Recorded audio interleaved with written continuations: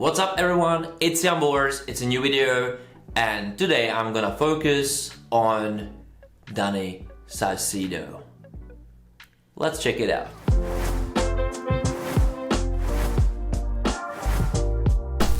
Well guys, maybe you're asking yourself why I'm focusing on Dandi Saucedo, but the principle is that I really would like to focus on artists which are bringing something special or bringing some good example of what can be shown to anybody else. Because like in Czech Republic, we have a problem that our artists, they don't normally do such stagings, they don't normally do such a practice, such a complicated thing, such a complex thing which just, involve dancing, which involves singing, which involve camera angles, like exact camera angles.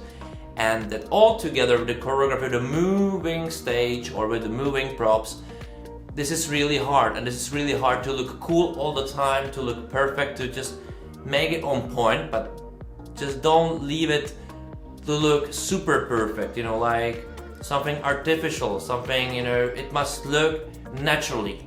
And that's what Dandi did with Dandi Dansa, and that shown the great example for the others how to do it, because it must have cost him a lot of hours to perfect all of this, a lot of practice. Of course, he's a established singer or established artist in general in Sweden, and very popular one, so he knows how to do those things.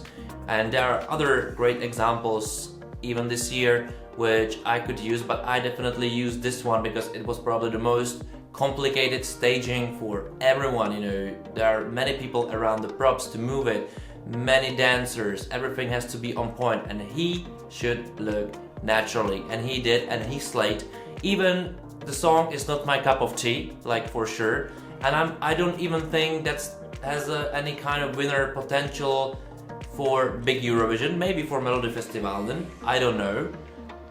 I don't even want to push myself into this decision right now, we'll see about it, but I really would like to say that this example should be followed, that's a workshop thing every artist should see, every director should see, every producer should see what's possible, because the idea was great, but it was as well kind of simple, that and in every country it's possible to make it, and sometimes we have to get inspired, but not just us producers, but as well artists, to see what's possible, what's demanding. But with the demand, it's not that it's gonna be made around Dandi or whoever else. It's in cooperation with the artist. The artist has to feel natural in there, and that that was about like maybe hundreds of hours of practice, maybe less, tens of hours of practice with all crew, all team, and then you have this camera angle, and then you have the live performance. And that's what I always try to tell my artists when I was making staging, for Mikolas Josef or for Lake Malawi, that they have to focus on practice, because if they are focusing on practice and they're focusing on the ideas and the camera angles and what should they do, they will then feel it and it's become natural for them. And then if they go on the big stage at Eurovision or Melodifestivalen, it's that there's not big difference between those two anyway, and you should see that the cameras are a bit in different angle or something. It's not that possible, but they will be used to this change because they already know everything else around. It's just little changes here and there, and we must see this and we must learn, and that what you should as well understand how hard it is to make such a performance. So, well, big congratulations to you, all the producers in Sweden, all the directors, all the camera guys, all the people who are around, choreographers as well, but especially for the artists, because the most pressure is on them, and then you shouldn't feel it. And only like winner people, kind of, how to say, like only winner personality will advance, but it's as well a great step for their careers,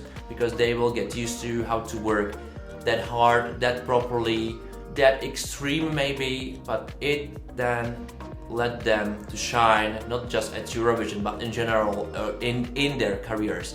and that's what we should encourage, you know, that's what we should try to do, and that's the reason why our national selection live very, very important, because it just leveling up, it just helps, it just develop other people around, you know, all this complexity around it to just being better in their work in television, of course, but maybe as well they can do better concert as well, and that's what our market needs, what our industry needs, but lots of other industry needs. So that's why I'm focusing on Dandi, because I just have to say he was just perfect, and perfect in the way which wasn't weird, and that's especially very hard. That's what differs the winners from the losers, you know, and I like it. Even I'm not a super fan of the song, of this, you know, way, I still a big admirer of such a work, of everyone involved, especially the artist who is selling this product, song, however you call it, to us. And then we enjoy, and then we talk about it, and then we have videos like this. So I'm really interested in your opinion about it, if you agree with me. What other acts this year you like, because, you know, Norway has great songs and great stagings. Melodifestivalen already slayed, you know, they're best in it.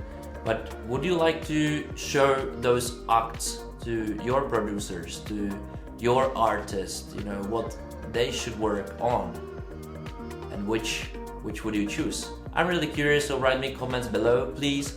And of course, share the video. You should share it. Definitely you have to like it, and surely you must subscribe to the channel for more videos like this. Well, and I'll see you next time. Bye.